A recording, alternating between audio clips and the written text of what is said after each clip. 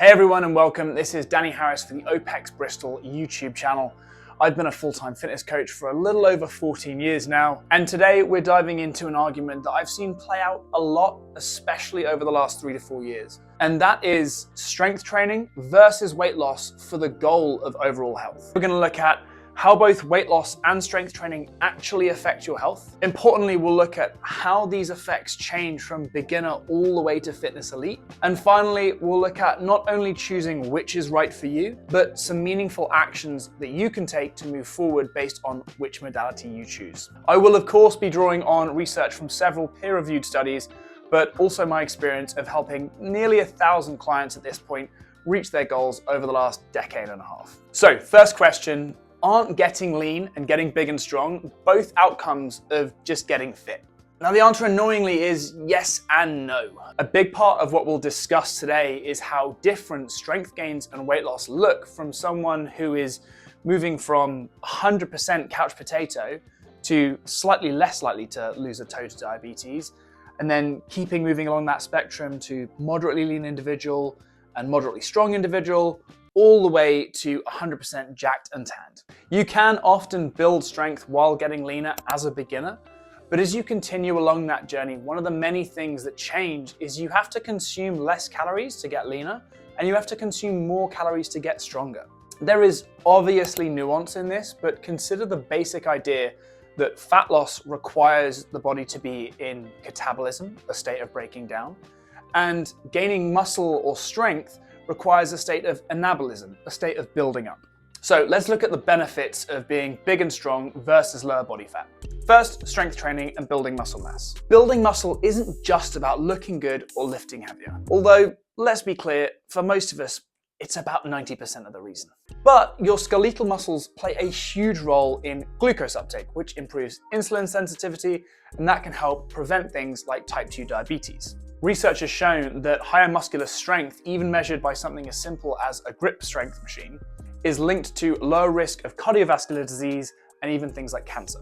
Plus, strength training enhances your daily function. It increases bone density, making them harder to break than that crappy ex's emotional walls. It improves motor control, reducing the likelihood of falls, especially as you age. And of course, it makes your muscles, connective tissues, and joints stronger and more resilient. So now on to lowering body fat. Reducing excess body fat, particularly around the midsection, has been shown to lower inflammation, improve blood pressure, and optimize your blood lipid profile. This directly reduces your risk for heart disease and metabolic disorders. In short, having less body fat means less strain on your body's systems, contributing to a healthier cardiovascular system and overall improved health markers. So both strategies offer pretty significant benefits. Strength training boosts your metabolic rate, functional capacity, and long-term resilience, while fat loss improves key cardiovascular and metabolic indicators. Next, let's break down how these benefits evolve as you move from a beginner level to the more advanced stages in your training and weight loss journey. For strength training,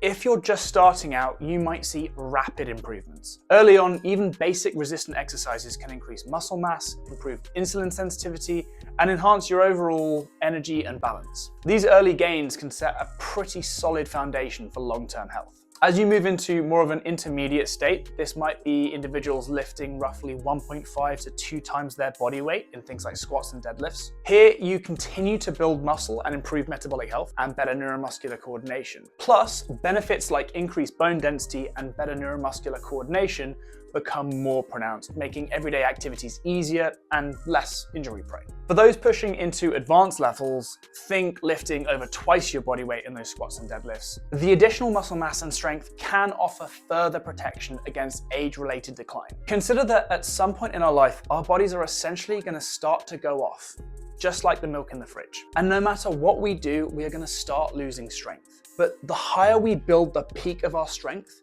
the further it has to come down. However, in the advanced stages of lifting, these strength gains slow down significantly. We're realistically looking at between 1 and 3% increase per year. And at these extremes, there is an increased risk of joint stress, tendon injuries, and overtraining. Research suggests that while high muscle strength is strongly associated with low mortality rates, pushing past a certain threshold without prioritizing recovery can introduce additional health risks. So now let's go into weight loss. Early in your fat loss journey, reducing excess body fat can lead to dramatic improvements in blood pressure, cholesterol, and insulin sensitivity. Moving from an overweight state to a more moderate body fat percentage can have huge impacts on your metabolic health. Once you reach a moderate level of leanness, say around 15 to 20% body fat in men and around 20 to 25% body fat in women, you'll continue to see health benefits such as reduced inflammation, better hormonal balance, assuming you're consuming few enough calories to reduce body fat, but enough to sustain daily energy and activities. And then when it comes to extreme levels of leanness, like men dropping below 10% body fat or women going well below 18%, there can be downsides. Pushing too far can lead to hormonal imbalances. For example, men might experience lower testosterone levels, while women may face things like menstrual dysfunction and even decreased bone density. While being extremely lean might give you a competitive edge on stage or in certain sports, it may also compromise long-term health if these states are maintained for extended periods of time. So overall, while moderate levels of strength and leanness are ideal for health, venturing into the extremes just requires more careful management and monitoring. Let's wrap up with some practical takeaways that can help you find the right balance between building strength and losing fat. So number one, know what you want to get out of your diet and exercise. Your balance of body composition and strength training should depend hugely on what it is you want to get out of it. Some people just want to be able to throw heavy stuff around, and in that case, a slightly higher body fat percentage might be okay. Whereas some people might want to see muscle striations, be able to step up on a stage and flex, in which case their absolute strength numbers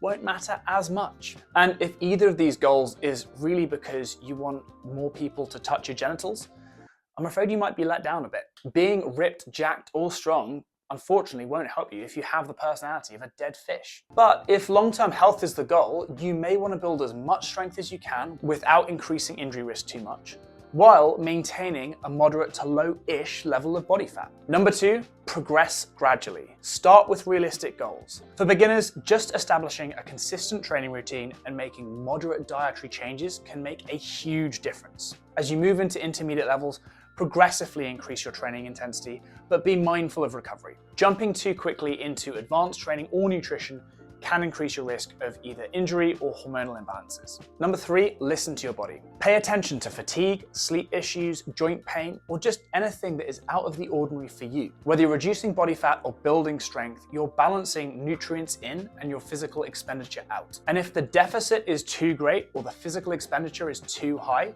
adjust it before you go from niggles to full-blown injuries. Number four, seek professional guidance. Think about working with either a fitness coach or a nutrition coach. Working with someone who's qualified to understand your goals, build a specific plan for you, and most importantly, help guide you through different challenges can really help to cut your time of trial and error right down. And finally, number five, what gets measured gets managed. Whatever you decide to work on, make sure you track metrics that let you know objectively if you're moving on the right track. For strength, you can just monitor the weights that you lift. And for fat loss, either body weight on the scales, measuring your waist circumference, or finding a consistent way to measure your body fat percentage is definitely the way to go. In summary, whether you're on a journey to get stronger or leaner, the key is moderation and balance. Moderate improvements yield significant health benefits, but venturing too far into extremes, while sometimes beneficial for performance, may come with trade-offs that can affect long-term health. And that brings us to the end of today's video on strength training versus weight loss and how they influence your health. I hope you found this breakdown helpful and it gives you a better understanding of how both strength training and fat loss